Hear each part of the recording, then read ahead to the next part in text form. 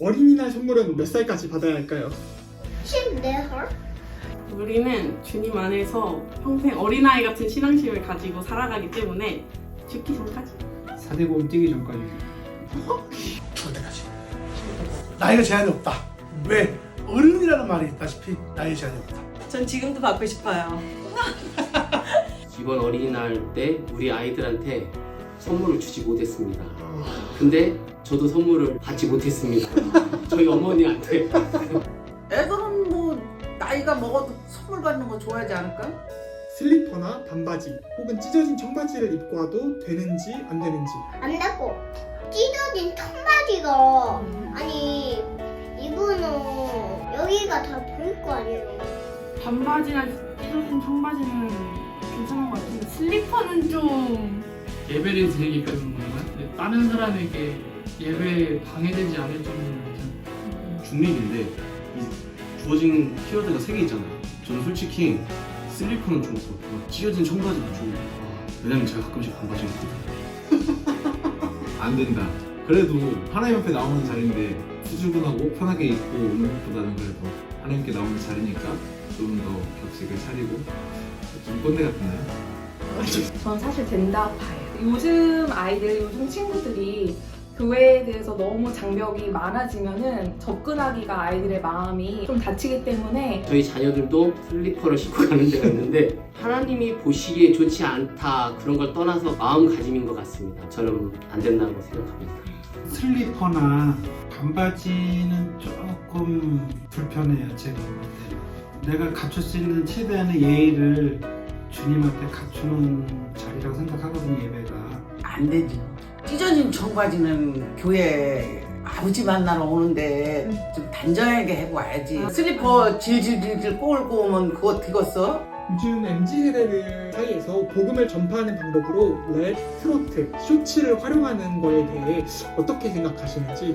안 된다고. 그게 또 욕하는 말인 것 같아가지고. 굿.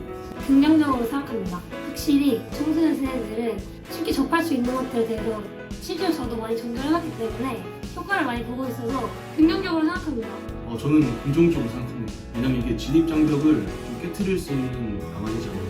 랩 트로트는 사실 호불호가 많이 갈리는 장르이긴 하지만 쇼츠나 릴스 같은 경우에는 이제 모든 세대가 많이 보는 플랫폼이기도 하고 그래서 저는 굉장히 찬성이고 좋아요. 너무 좋아요. 쉽게 접근할 수 있다라고 생각해서 저도 사실 릴스나 이런 거에서 많이 보기는 하는데 좋은 것 같아요. 저는. 아직 그거를 깊이 접해보지 못해서 솔직히 저는 원래 트로트를 좋아하다 보니까 불편함은 없어요. 제 나이 때. 대신에 랩이나 이런 거는 제가 좀 이해를 잘 못하고 근데 저는 이해를 합니다. 이해는 하는데 그거야 좋다고 생각하지. 어쨌든 예수님을 널리 이렇게 전해야 되니까 젊은 사람들은 또 젊은 사람들 그 문화가 있으니까 괜찮을 것 같은데. 세상 사람들은 이제 기독교에서는 술 마시는 사람들에 대해 부정적으로 생각한다고 하는데 실제로 어떻게 생각하시는지. 술 마시는 거에 대해서 부정적으로 생각하진 않는데 자신의 몸을 못 가눌 정도로 취하는 거는 부정적으로 생각해요. 최근에 곧 성인이라서 궁금해가지고 그 초원이라는 앱에서 질문을 했었는데 거기서 취할 때까지만 안 마시면 된다. 약간 몸을 가눌 수 있을 정도?